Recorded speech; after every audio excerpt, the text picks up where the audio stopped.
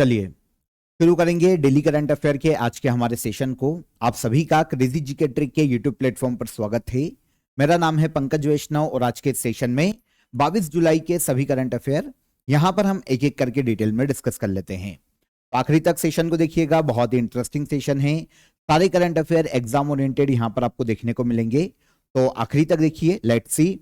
PDF और mock test आपको application पर मिलेगा, चेकआउट कीजिए एप्लीकेशन को। तब तक हम चलेंगे पहले क्वेश्चन की तरफ। 22 जुलाई के सेशन को हम शुरू करते हैं। देखिए, मिशन गोल्डन स्पाइस किस कृषि उत्पाद को वैश्विक ब्रांड के रूप में विकसित करने के लिए शुरू किया गया है? तो मिशन का नाम क्या है? पहली चीज तो ये मिशन का नाम है मिशन गोल्डन स्पाइस। तो इसे एक एग्रीकल्चरल प्रोडक्ट है जिसे ग्लोबल ब्रांड के रूप में विकसित करने के लिए शुरू किया गया है, और इस एग्रीकल्चरल प्रोडक्ट का नाम है लाकाडोंग हल्दी। आंसर हो जाएगा आंसर बी। देखिए, लाकाडोंग हल्दी की बात करें ना तो भारत के मेघालय राज्य में जो वहां पर जयंतिया हिल्स है, ईस्टर्न और वेस्टर्न जयंतिया हिल्स पर इन्हें उगाया जाता है। बहुत ही इंपॉर्टेंट है। लाकाडोंग हल्दी मेघालय में उगाई जाती है। अभी मेघालय में मिशन गोल्डन स्पाइस को लॉन्च किया गया ताकि लाकाडोंग हल्दी को ग्लोबल ब्रांड के रूप में विकसित किया जा सके। हमारे union minister of development of north eastern region है ज्योतिरादित्य सिंधिया, इन्होंने मेघालय में मिशन गोल्डन स्पाइस को लॉन्च किया। 175 करोड़ रुपीस का यह पूरा प्रोजेक्ट है, 5 सालों के लिए इसे लागू किया जा रहा है, और पर्टिकुलर इस हल्दी की वैरायटी को ही यहां पर प्रमोट किया जाएगा।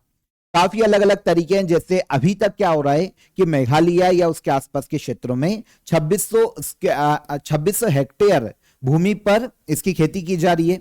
इसको बढ़ाकर 7000 हेक्टेयर किया जाएगा आगे आने वाले 5 सालों में।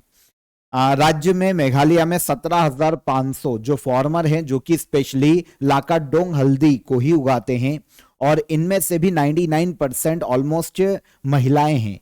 इनकी आमदनी को बढ़ाना, इनकी जो इनकम है उसको बढ़ाना इस पर्टिकुलर मिशन का मुख्य उद्देश्य है। मिशन को नाम दिया गया है मिशन गोल्डन स्पाइस। तो याद रखिएगा, लाकाडोंग टर्मरिक को बढ़ावा देने के लिए राज्य में प्रोसेसिंग यूनिट स्थापित की जाएगी। कोल्ड स्टोरेज जैसी जो फैसिलिटीज है उनको बढ़ाया जाएगा।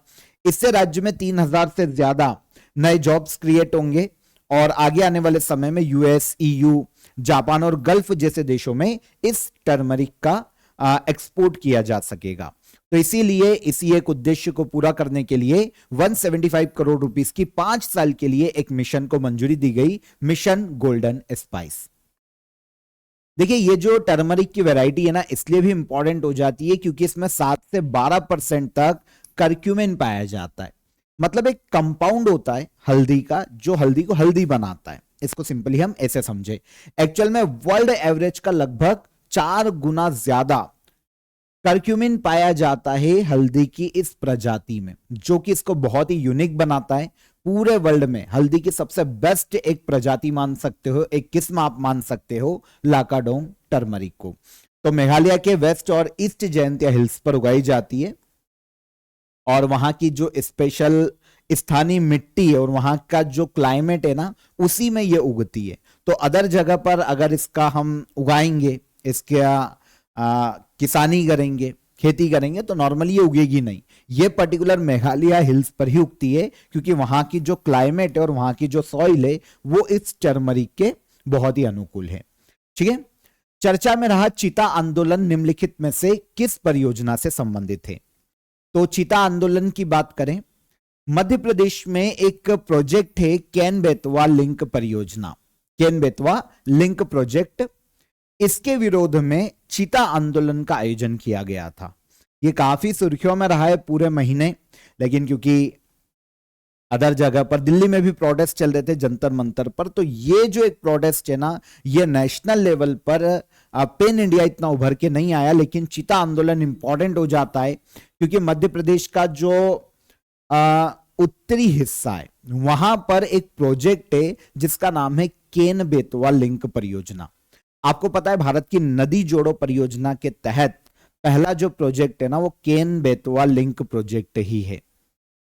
2005 में इसके लिए समझौते साइन किए जा चुके हैं। वैसे नदी जोड़ो परियोजना अटल बिहारी वाजपेयी जी की गवर्नमेंट में लाई गई थी, तो उसके तहत भारत की नदियों को आपस में इंटरलिंक किया जा रहा था, ताकि जो नदियां जिनमें बाढ़ आती है उसमें बाढ़ ना आए, और जो सूखी रहती है मौसमी नदी है उनमें साल भर पानी बहता रहे। तो ये नदी जोड़ो परियोजना थी। ओके, अटल बिहारी वाजपेयी की सरकार में 2004 से पहले से मान्यता दी गई थी, और आगे चलकर इसके लिए जो पहला नदी जोड़ो परियोजना आई थी वो केन बेतवा लिंक परियोजना ही थी। अब इस परियोजना के तहत क्या हो रहा है कि एक दोधन डैम का निर्माण किया जा रहा है मध्य प्रदेश के उत्तरी हिस्से में। पन्ना नाम का क्षेत्र है। पन्ना हीरो के लिए जाना जाता है, आप सभी को पता होगा, पन्ना में हीरे की खदानें। तो यहां पर पन्ना टाइगर रिजर्व भी है, पन्ना नेशनल पार्क है। तो इस रीजन के आसपास दोधन डैम का निर्माण किया जा रहा है केन बेतवा लिंक परियोजना के तहत। अब हुआ क्या है कि इस डैम के बनने के बाद पन्ना और उसके आसपास में काफी ऐसे गांव हैं जो कि डूब में आने वाले हैं, और स्पेशली यहां पर जनजातियों का निवास स्थान देखने को मिलता है। तो अभी क्या हुआ है कि मध्य प्रदेश के छतरपुर में, पन्ना जिले में, यहां पर जो गोंड और कोल जनजाति समुदाय है ना, मध्य प्रदेश में इनको शेड्यूल ट्राइब का दर्जा है, गोंड और कोल जनजाति समुदाय। इनके द्वारा केन बेतवा लिंक प्रोजेक्ट के दोधन डैम के विरोध में चिता आंदोलन की शुरुआत की गई थी जुलाई के शुरुआत में। अब तो ये लगभग खत्म होने वाला है या खत्म हो चुका है। तो चिता आंदोलन की शुरुआत की गई थी मध्य प्रदेश के उत्तर में। ओके, तो यहां पे क्या हुआ था कि नदी में डैम के विरोध में एक सांकेतिक लकड़ियां बिछाकर उस पर लेटकर चिता की तरह यह आंदोलन किया गया था, क्योंकि जनजातियों का कहना है, जो यहां पर ट्राइब्स है उनका कहना है कि भाई जो लैंड है, जो फॉरेस्ट है, यहाँ का जो कल्चर है, वो एक्चुअल में हमारी आजीविका के साधन है। अगर आप हमसे वो छीन लोगे तो हमारी मृत्यु के समान ही है। तो ये इनका एक संदेश था। इस आंदोलन के तहत 3 जुलाई को ये शुरू हुआ था 2026 में, और अब ये आपसी बातचीत से खत्म किया गया है। प्रशासन ने मध्यस्थता की है यहाँ पर। तो दोधन डैम यहाँ पर सुर्खियों में था, और चिता आंदोलन के बारे में हमको पता होना चाहिए। जो डिमांड थी यहाँ की जो ट्राइब्स है उनकी कि भैया परियोजना को रोको, जो हमें मुआवजा चाहिए वो आप मुआवजा दो, क्योंकि हम डूब में आ रहे हैं, हमारे गांव हमको विस्थापित करना पड़ेगा, माइग्रेट करना पड़ेगा। लैंड के बदले में लैंड पुनर्वास आप हमको दो। पैसा एक्ट 1996 को लागू करो। फॉरेस्ट राइट्स एक्ट 2006 को आप लागू करो, है ना, सुनिश्चित करो कि हम पे लागू हो। तो ये कुछ डिमांड जनजातियों के द्वारा, ट्राइब्स के द्वारा की जा रही थी। 21 गांव यहां पर प्रभावित हो रहे हैं इस डैम के कारण। पन्ना टाइगर रिजर्व में भी काफी जो वाइल्ड एनिमल है, जो वहां के फॉरेस्ट है, उन पर खतरा बना हुआ है ना, और बहुत सारी प्रॉब्लम है। एक्चुअल में क्या किया जा रहा है, केन बेतवा लिंक परियोजना के तहत एक नहर का निर्माण भी किया जा रहा है, जिससे केन नदी का जो पानी है ना, एक्स्ट्रा सरप्लस जो वाटर है, उसको बेतवा नदी में ट्रांसफर किया जा रहा है। अभी हमको एक इमेज मिलेगी तो हम बात करेंगे इसकी। केन बेतवा लिंक प्रोजेक्ट भारत की पहली रिवर इंटरलिंकिंग प्रोजेक्ट है। हाँ, ये रहा मैप। देखो, केन नदी की अगर हम बात करते हैं तो ये जो बहाव क्षेत्र आप देख रहे हो, एक्चुअल में ये केन नदी का बहाव क्षेत्र है। यमुना की ट्रिब्यूटरी है। केन नदी मध्य प्रदेश के कटनी से इसका उद्गम होता है, एक जिला है कटनी करके। और अगर हम बेतवा की बात करें तो मध्य प्रदेश में ये बेतवा नदी का हमको क्षेत्र देखने को मिल जाएगा। ये रहा। बेतवा की बात करते तो बेतवा नदी मध्य प्रदेश के विदिशा जिले से इसका उद्गम होता है। एमपी का एक जिला है, तो यहां से रायसेन जिले से बेतवा नदी का उद्गम होता है। तो ये दो नदी है, और इनके बीच में अगर आप यहां पर देखेंगे तो ये एक नहर बनाई जा रही है। ठीक है, ये दोनों को जोड़ रही है, और केन नदी का जो सरप्लस पानी है उसको छोड़ा जाएगा बेतवा नदी की तरफ, और यहां पर डैम बनेगा। उसके लिए डैम से जो पानी छोड़ेंगे वो नहर के माध्यम से जाएगा बेतवा तक। तो ये जो डैम बन रहा है ना, एक्चुअल में पन्ना, और ये एक फॉरेस्ट एरिया है, पन्ना टाइगर रिजर्व, तो ये भी डूब में आ रहा है, और यहाँ की जनजातियां भी प्रभावित हो रही है। एक्चुअल में इस प्रोजेक्ट का उद्देश्य है कि मध्य प्रदेश में ये जो बुंदेलखंड रीजन है, एमपी और यूपी में फैला हुआ है ये पूरा हिस्सा, ये बुंदेलखंड है, इसको पानी की सप्लाई सुनिश्चित करना। ठीक है, तो ये केन बेतवा लिंक परियोजना है। उद्देश्य मैं आपको बता ही चुका हूं। 2005 में मध्य प्रदेश, यूपी और केंद्र सरकार के बीच में एक समझौता साइन हुआ था। 2021 में सेंट्रल गवर्नमेंट ने इसे मंजूरी दी, और 2024 में भारत के पीएम नरेंद्र मोदी ने दोधन डैम का शिलान्यास किया था। अब इसका निर्माण चल ही रहा है, किया ही जा रहा है। तो इसके विरोध में प्रोटेस्ट किया है जनजातियों ने। केन रिवर कटनी जिले से मध्य प्रदेश से निकलती है। कैमूर और विंध्यन पर्वतमालाओं का क्षेत्र है। 427 किलोमीटर इसकी टोटल लेंथ है ऑलमोस्ट। ठीक है, आगे पीछे हो सकती है ये, लेकिन 427 किलोमीटर के आसपास है। यमुना की सहायक नदी है। इसके बाद बेतवा भी यमुना की सहायक नदी है। रायसेन जिले के कुमरा गांव मध्य प्रदेश से निकलती है। विंध्य पर्वतमाला क्षेत्र ये 590 या 580 से 590 किलोमीटर का बहाव क्षेत्र है बेतवा रिवर का। ठीक है, और यमुना नदी में मिलती है, उत्तर प्रदेश की तरफ जाती है, उत्तर में बहते हुए हमीरपुर में यमुना से मिल जाती है। दौधन डैम कहां है? तो ये पन्ना क्षेत्र में मध्य प्रदेश में देखने को मिलता है। केन नदी पर यह बनाया जा रहा है, और जो नहर बनाई जा रही है वो 221 किलोमीटर लंबी नहर है, ताकि केन नदी के सरप्लस पानी को बेतवा तक भेजा जा सके। टोटल प्रोजेक्ट है 44,605 करोड़ रुपए का। इसमें केंद्र सरकार 90% फंडिंग दे रही है और 10% राज्य सरकारों को मिलाना है। लॉर्ड्स क्रिकेट ग्राउंड में वनडे सेंचुरी बनाने वाले पहले भारतीय क्रिकेटर कौन बने हैं? लॉर्ड्स क्रिकेट ग्राउंड कहां पर है? लंदन में। ओके, इस पे वनडे सेंचुरी बनाने वाले पहले इंडियन प्लेयर या क्रिकेटर बने हैं रोहित शर्मा। अभी तक किसी भी इंडियन प्लेयर ने लॉर्ड्स पर वनडे में सेंचुरी नहीं बनाई है। टेस्ट पर बन चुकी है, वनडे में नहीं बनी है। तो इंडियन जो हमारे क्रिकेटर है रोहित शर्मा, अभी 3 मैचों की एक सीरीज खेली गई थी इंग्लैंड के साथ वनडे। हालांकि हम 2-1 से ये सीरीज हार गए हैं, जिसमें रोहित शर्मा ने सेंचुरी बनाई। ये लास्ट वनडे था, ये भी हम हार गए, तो 2-1 से हम सीरीज हार गए। लेकिन रोहित शर्मा ने लॉर्ड्स के मैदान पर तीसरे वनडे में सेंचुरी बनाई थी। इन्होंने 138 रन की एक पारी खेली थी, और इसके बाद लॉर्ड्स के मैदान पर शतक बनाने वाले वनडे में पहले इंडियन क्रिकेटर बने हैं Rohit Sharma. Okay, one day international career का इनका 34th सेंचुरी थी रोहित शर्मा की। है रोहित शर्मा की एज देखे ना तो 39 ईयर से ऊपर है, 39 साल 80 दिन इनकी एज है। सभी फॉर्मेट में इंटरनेशनल सेंचुरीज लगाने वाले ओल्डेस्ट इंडियन क्रिकेटर बने। कौन? रोहित शर्मा। उन्होंने सचिन तेंदुलकर का रिकॉर्ड तोड़ा है। ये 38 वर्ष 327 दिन का सचिन तेंदुलकर का रिकॉर्ड था। इसके अलावा इंग्लैंड में 8 वनडे शतक लगाकर वे किसी भी एक देश की धरती पर सबसे ज्यादा शतक लगाने वाले बैट्समैन बने हैं इंडिया के। मतलब दूसरों ने भी सेंचुरी बनाई है, लेकिन वो अलग अलग देशों में। सबसे ज्यादा एक ही देश में 8 सेंचुरी बनाई है रोहित शर्मा ने। कहां पर? इंग्लैंड में या फिर यूके में। बतौर ओपनिंग बैट्समैन उनका 46th इंटरनेशनल सेंचुरी है। ओके, जिससे उन्होंने सचिन तेंदुलकर का जो 45th सेंचुरी का रिकॉर्ड था ओपनिंग बैट्समैन के रूप में, इनका रिकॉर्ड ब्रेक किया है। तो काफी सारे रिकॉर्ड बने, लेकिन इसमें लॉर्ड्स की धरती पर वनडे सेंचुरी बनाने वाले पहले इंडियन क्रिकेटर कौन? तो ये रोहित शर्मा है। इंपॉर्टेंट इसलिए भी हो जाते हैं क्योंकि 2026 में ही रोहित शर्मा को पद्मश्री से सम्मानित किया गया है इस साल भारत सरकार के द्वारा। डन। आगे बढ़ने से पहले ऑफर ऑफ द डे आपको बता देता हूं। आप सभी मैथ्स के कैलकुलेशन बूस्टर को यहां पर ज्वाइन कर सकते हैं। काफी स्टूडेंट है जिनको मैथ्स में कैलकुलेशन में काफी प्रॉब्लम आता है, तो आप इस कैलकुलेशन बूस्टर को ज्वाइन कीजिए। ओके, ये आपके लिए एग्जाम में काफी हेल्प करने वाला है। मैथमेटिक्स में जो कैलकुलेशन होती है वो आप यहां पर चुटकियों में कर पाओगे। ऐसे स्ट्रेटेजीज यहां पर आपके साथ शेयर की गई है, तो ज्वाइन कीजिए। डिस्क्रिप्शन में आपको मैंने इसकी लिंक दे दी है, वहां पर क्लिक करिए और डायरेक्ट इसे आप ज्वाइन कीजिए। कोई भी आपकी क्वेरी आती है, कोई भी आपको क्वेश्चन है, तो आप हमारी टीम से कांटेक्ट कर लीजिए। कांटेक्ट नंबर यहां पर आपको दिया हुआ है। आगे, भारत का पहला river kinetic energy demonstration project किस राज्य में स्थापित किया जाएगा? इंडिया का पहला river kinetic energy demonstration project यह स्थापित किया जाएगा अरुणाचल प्रदेश राज्य में। कहां पर? अरुणाचल प्रदेश राज्य में। सर ये है क्या? पहले तो हम यहां पर ये समझें। देखो क्या होता है, ये जो हम प्रोजेक्ट देख रहे हैं ना, इसमें क्या होता है, डैम नहीं बनाए जाते, नदी के नेचुरल बहाव को कंटिन्यू किया जाता है और अंदर टरबाइन लगाए जाते हैं और उसके माध्यम से बिजली बनाई जाती है। देखो, रिवर काइनेटिक एनर्जी एक हाइड्रोकाइनेटिक रिन्यूएबल एनर्जी टेक्नोलॉजी, एक टेक्नोलॉजी है रिन्यूएबल एनर्जी के लिए। इसमें क्या होता है कि जो रिवर का नेचुरल फ्लो है उसको बनाए रखा जाता है। ना तो कोई बड़े डैम बनाए जाते हैं, ना तो बड़े रिजर्वायर बनाए जाते हैं। नदी के पानी को रोका नहीं जाता, नदी के अंदर टरबाइन लगाकर नॉर्मली बिजली बनाई जाती है।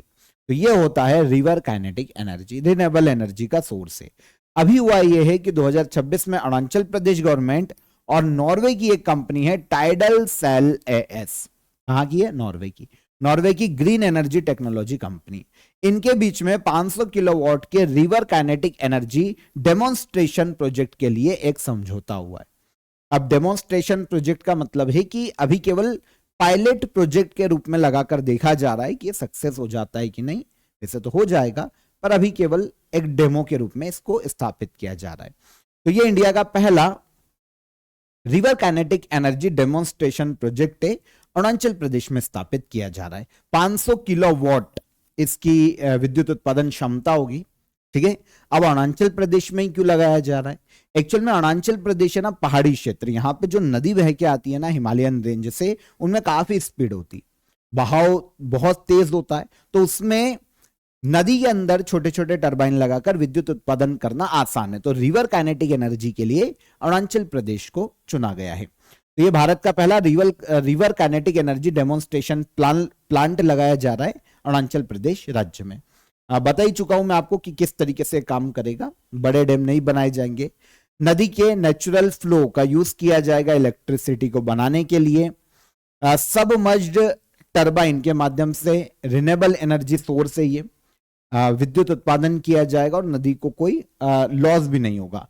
फॉसिल्स फ्यूल पर जो हमारी डिपेंडेंसी है उसको हम कम कर पाएंगे, और जो कार्बन उत्सर्जन हो रहा है हमारा फॉसिल्स फ्यूल पर जो हमारी डिपेंडेंसी उसके कारण, उसमें भी हम गिरावट देखने को हमें मिलेगी। तो कार्बन उत्सर्जन भी हमारा कम होगा। काफी सारे फायदे हैं। भारत में राष्ट्रीय ध्वज दिवस कब मनाया जाता है? इंडिया में नेशनल फ्लैग डे ये मनाया जाता है हर साल 22 जुलाई को। बहुत ही इंपॉर्टेंट डेट है। अगर आपने कभी पॉलिटी पढ़ी होगी ना तो आपको पता होगा कि 22 जुलाई बहुत ही इंपॉर्टेंट क्यों हो जाती है। पॉलिटी मैंने आपको पूरा पढ़ाया है, ठीक है ना, और करंट अफेयर में भी हम लगभग डिस्कस करते रहते हैं, तो जुड़े रहो करंट अफेयर से। मैं आपके लिए रोज करंट अफेयर लेके आता रहूंगा, ठीक है। तो 22 जुलाई को यहां पर नेशनल फ्लैग डे मनाया जाता है। पहली चीज तो हमारी ये हो जाती है। अगर हम देखें कि घटना क्या है, तो 22 जुलाई को 1947 में हमको जाना पड़ेगा। ये एक हिस्टोरिकल डेट है हमारे लिए, क्योंकि इस वक्त हमारी चल रही थी कॉन्स्टिट्यूएंट असेंबली, संविधान सभा, और संविधान सभा के द्वारा 22 जुलाई 1947 को राष्ट्रीय ध्वज को अपनाया गया था। इसी दिन की याद में नेशनल फ्लैग डे मनाया जाता है 22 जुलाई को। एडॉप्टेशन का दिन है नेशनल फ्लैग का। अगर हम इतिहास देखते हैं ना नेशनल फ्लैग का, तो पहली बार जो हमारा राष्ट्रीय ध्वज है वो कलकत्ता में 1906 में फहराया गया था, पहली बार कलकत्ता में। और ये जो उस वक्त फ्लैग था ना, एक सचिंद्र प्रसाद बोस और एक हेमचंद्र कानूनगो, इनके द्वारा इसे डिजाइन किया गया था। तब ये फ्लैग कुछ इस तरीके का दिखता था, है ना, तब इस तरीके का था। तो ये हमारा नेशनल फ्लैग था 1906 में। जो अंतरराष्ट्रीय धरती पर, भारत के बाहर पहली बार 1907 में मैडम भिकाजी कामा के द्वारा जर्मनी में हमारे नेशनल फ्लैग को फहराया गया था। फिर कांग्रेस का अधिवेशन होता है कराची में, एक सेशन होता है 1931 में, और यहां पर तिरंगे झंडे को नेशनल फ्लैग के रूप में अपनाने का प्रस्ताव रखा जाता है। अब जो तिरंगा था जो हम आज देख रहे हैं, था तो वही, लेकिन उसके बीच में जो चरखा होता है ना उसका चिन्ह था। इसको पहली बार अपनाया गया था। केसरिया सफेद हरे रंग की लाइन थी और बीच में चरखा था। 22 जुलाई 1947 को जो कॉन्स्टिट्यूएंट असेंबली ने जो नेशनल फ्लैग अपनाया, वो उसमें चेंजेस केवल एक किया, चरखे की जगह वहां पर नॉर्मली अशोक चक्र का यूज किया गया पहली बार, और आज तक फिर वो हमारा नेशनल फ्लैग है। तो इस तरीके से हमारे नेशनल फ्लैग की यात्रा हमको देखने को मिलती है। भारत का पहला बड़े स्तर का vanadium redox flow battery energy storage system किस राज्य में स्थापित होगा? तो भारत का पहला बड़े स्तर का vanadium redox flow battery energy storage system, इसे लगाया जा रहा है गुजरात में। देखिए, गुजरात में एक बहुत ही बड़ा सोलर पार्क है, वर्ल्ड के बड़े सोलर पार्क में गिना जाता है खावड़ा सोलर पार्क। तो यहां पर देश का पहला और सबसे बड़ा 100 मेगावाट पर आवर बड़े स्तर का vanadium redox flow battery energy storage system स्थापित करने को मंजूरी दी गई है। एनटीपीसी रिन्यूएबल एनर्जी लिमिटेड ने इसका जो कॉन्ट्रैक्ट है वो बोंदादा एनर्जी लिमिटेड को दिया है। 2027 में इसकी स्थापना होगी और 10 वर्षों तक इसका संचालन और रखरखाव किया जाएगा इस पर्टिकुलर कंपनी के द्वारा। ठीक है, भारत की पहली non lithium battery energy storage system है जिसे 100% इंडिया में ही डिजाइन किया गया है, इंडिया में ही मैन्युफैक्चर किया गया है, उसकी इंजीनियरिंग भी इंडिया की।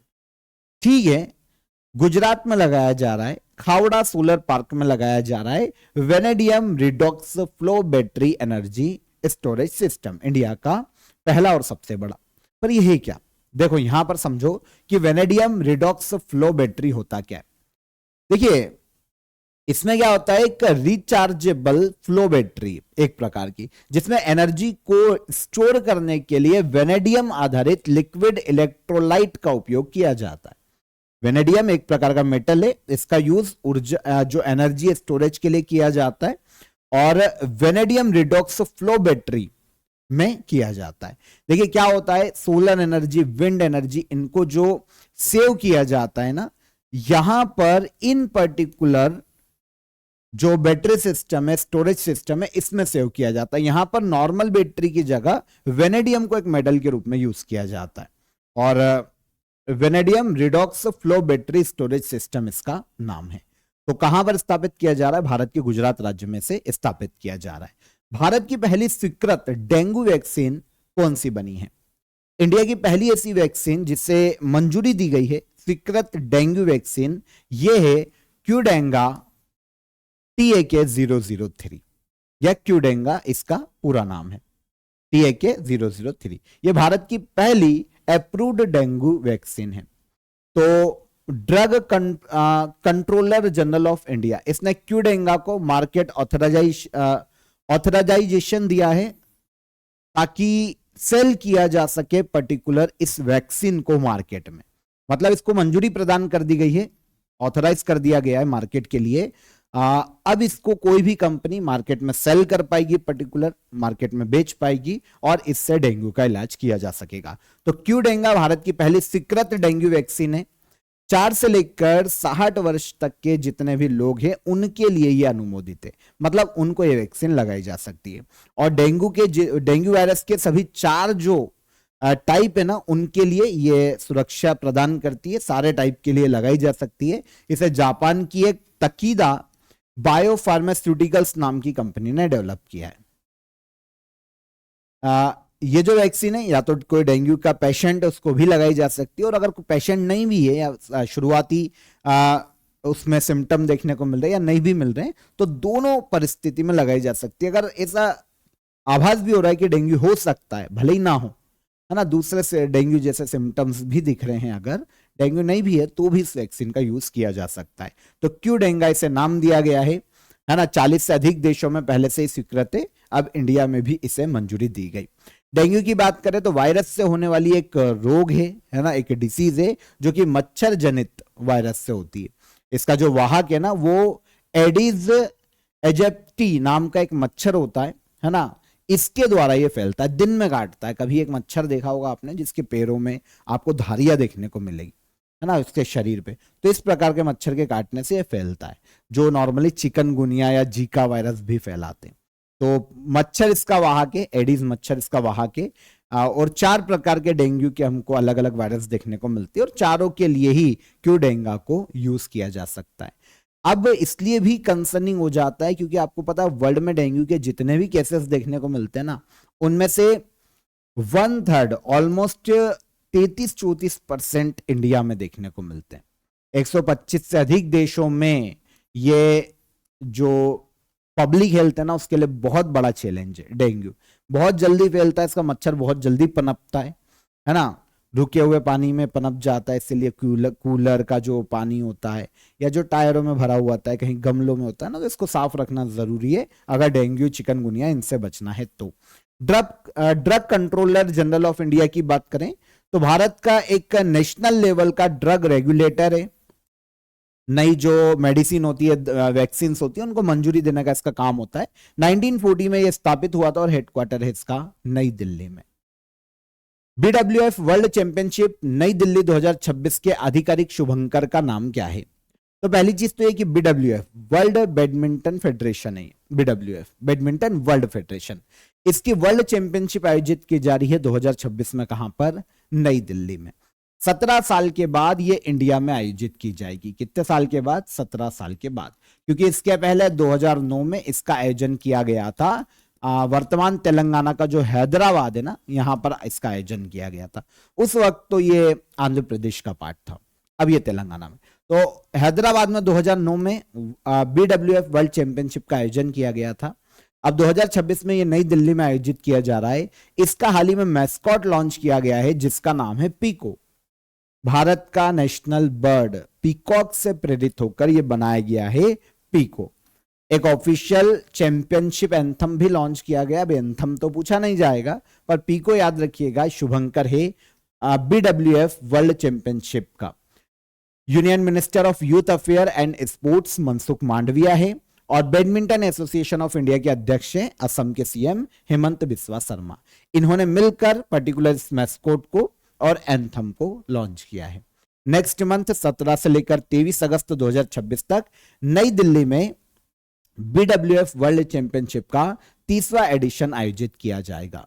400 से 50 से अधिक देशों के जो 400 से अधिक शटलर हैं, जो बैडमिंटन प्लेयर हैं, वो यहां पर पार्टिसिपेट करने वाले हैं। 17 साल के बाद इंडिया में हो रहा है। काफी अलग अलग इवेंट आयोजित किए जाएंगे। पीको इसका ऑफिशियल मैस्कॉट अनाउंस किया गया। आयोजन कौन करवाता है? बैडमिंटन वर्ल्ड फेडरेशन ही इसका आयोजन करवाता है। पहली बार इसकी शुरुआत 1977 में की गई थी, स्वीडन के माल्मो में। पहले क्या होता था पता है? ये 2 साल में एक बार आयोजित किया जाता था, लेकिन अब ये हर साल आयोजित किया जाता है।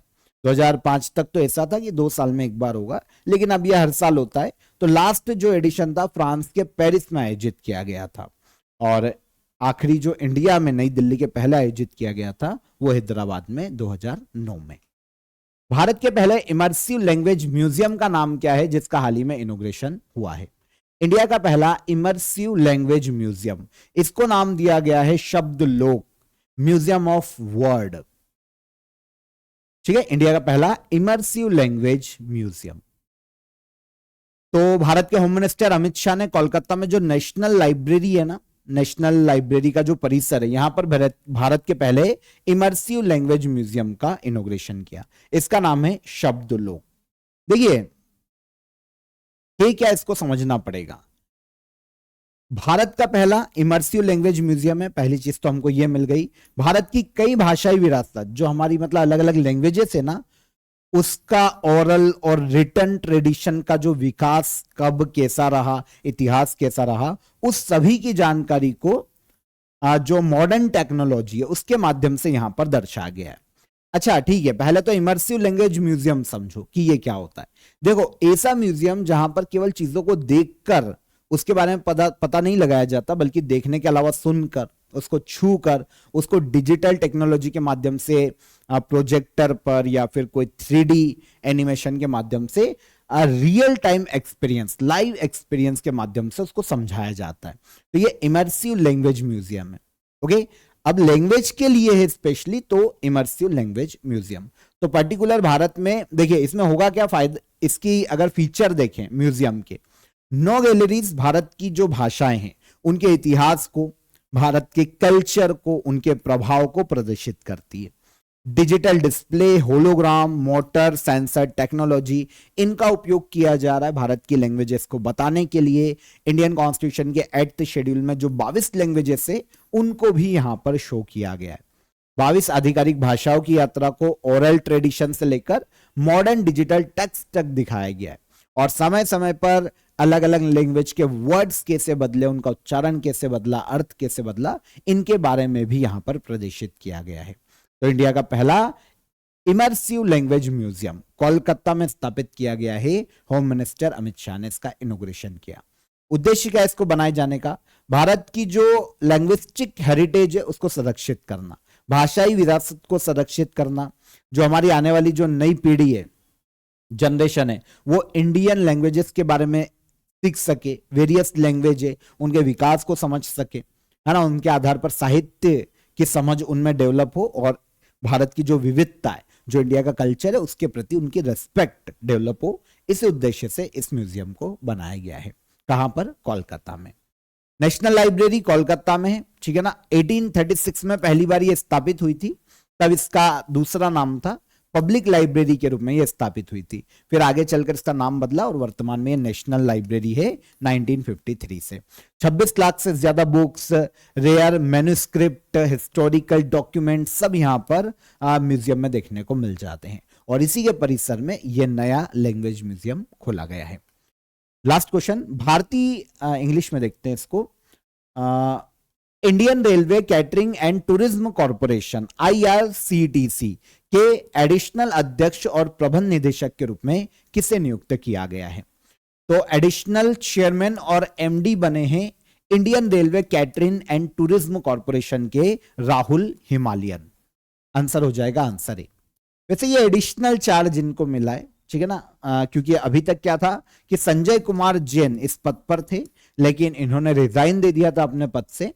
तो राहुल हिमालयन जो कि इसी एक पर्टिकुलर कॉर्पोरेशन में टूरिज्म एंड मार्केटिंग के डायरेक्टर है, इस पद पर तो ये है ही, अब इनको एडिशनल चार्ज दिया गया है मिनिस्ट्री ऑफ रेलवे के द्वारा Indian railway catering and tourism corporation में चेयरमैन और MD का।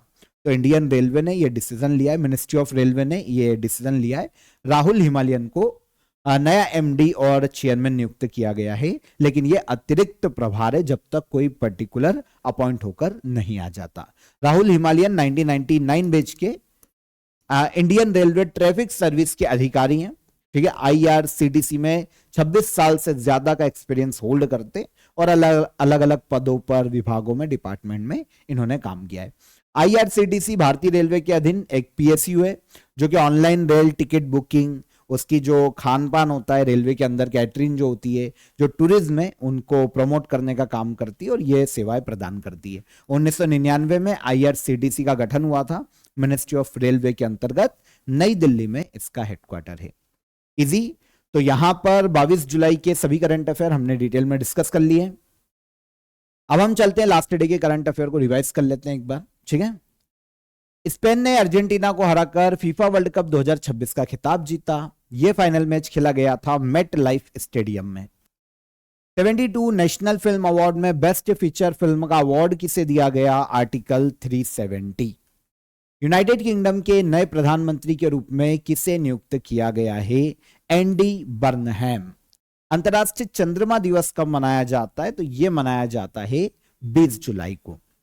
जापान ओपन 2026 का विमेन्स सिंगल का खिताब जीतने वाले पहली भारतीय खिलाड़ी कौन बनी? तो यह बनी PV सिंधु। राष्ट्रीय अल्पसंख्यक आयोग के नए अध्यक्ष के रूप में किसे नियुक्त किया गया? हरजीत सिंह ग्रेवाल, ये बने हैं राष्ट्रीय अल्पसंख्यक आयोग के अध्यक्ष। फिर भारत की पहली urban night safari Uttar Pradesh में शुरू की जा रही है। चीन द्वारा शुरू किए गए world artificial intelligence corporation organisation का हेडक्वार्टर शंघाई में स्थापित किया गया है। Risk based business approval system लागू करने वाला भारत का पहला राज्य कौन सा बना है? तो कौन है ये है भारत का छत्तीसगढ़ राज्य। ओके, आखिरी क्वेश्चन क्या था? किस राज्य को बागवानी के लिए एग्रीकल्चर लीडरशिप अवार्ड 2026 से सम्मानित किया गया? कौन सा राज्य? गुजरात राज्य। मिल गए सारे करंट अफेयर के क्वेश्चन, आंसर रिवाइज हो गए।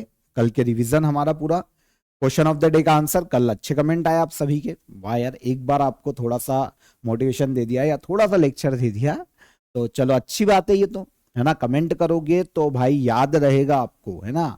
एग्जाम में देखिए कमेंट ऐसा नहीं है कि वेस्ट जा रहे हैं। अगर आप, मानता हूं मैं बहुत सारे स्टूडेंट गूगल कर रहे हैं, है ना, गूगल पे ही आंसर कर रहे हो, आधे से ज्यादा गूगल करते हो, इधर क्वेश्चन देखते हो याद तो, लेकिन गूगल करने से भी याद हो जाता है। तो याद रहना इंपॉर्टेंट है, क्योंकि यहां पर एग्जाम नहीं है, पर एग्जाम हॉल में ये क्वेश्चन याद आएंगे, ठीक है। तो कमेंट किया करो और जो भी कंडीशन है शेयर करो कमेंट में, मैं आपके साथ खड़ा हूं, ठीक है। कोई भी आपको डाउट आता है, कोई भी आपका क्वेरी है, तो उसको भी आप बता सकते हो। कोई आप चाहते हो कि नया इनिशिएटिव एड ऑन करना चाहिए, तो वो भी बता सकते हो कमेंट में, ठीक है। तो सारे कमेंट में देखता हूं, तो आंसर किया करो। तो यहां पर तो पहले हम क्वेश्चन के आंसर ले लेते हैं। भारत के अटॉर्नी जनरल ऑफ इंडिया के रूप में आर वेंकट रमनी दोबारा अपॉइंट हुए। बॉक्सिंग फेडरेशन ऑफ इंडिया के अध्यक्ष के रूप में लगातार तीसरी बार अजय सिंह को अपॉइंट किया गया। चर्चा में रहा भाखड़ा नंगल बांध भारत के हिमाचल प्रदेश और पंजाब दोनों राज्यों में डैम है इसके, है ना, बाउंड्री पे है, एक डैम हिमाचल प्रदेश में भी, एक पंजाब में भी, तो दोनों सही है अगर आपने कमेंट किया है तो। ठीक है, अब आज के question of the day comment कीजिए। प्रसिद्ध कड़कनाथ किसकी एक किस्म है? ठीक है, प्रसिद्ध कड़कनाथ की एक किस्म क्या है, ये थोड़ा सा सही कर लेना क्वेश्चन। कड़कनाथ किसकी एक किस्म है, ये ऐसा कर लो। क्रिकेट की बाइबल किसे कहा जाता है? और भारत की पहली बहुउद्देश्य परियोजना दुनिया की किस नदी घाटी परियोजना से प्रेरित थी? तीनों क्वेश्चन के कमेंट में आंसर करो। सेशन पसंद आया हो तो लाइक और शेयर करके जाओ, और पहली बार आए हो तो सब्सक्राइब कर लो चैनल को। डेली हम सुबह 6 बजे डेली करंट अफेयर में मुलाकात करते हैं, और इंडिया की सारी एग्जाम में करंट अफेयर जो मैं आपको पढ़ाऊंगा सारे ही पूछे जाएंगे और यही पूछे जाएंगे। ठीक है, चलिए कल फिर मुलाकात करते हैं, तब तक ख्याल रखो अपना। जय हिंद, जय भारत।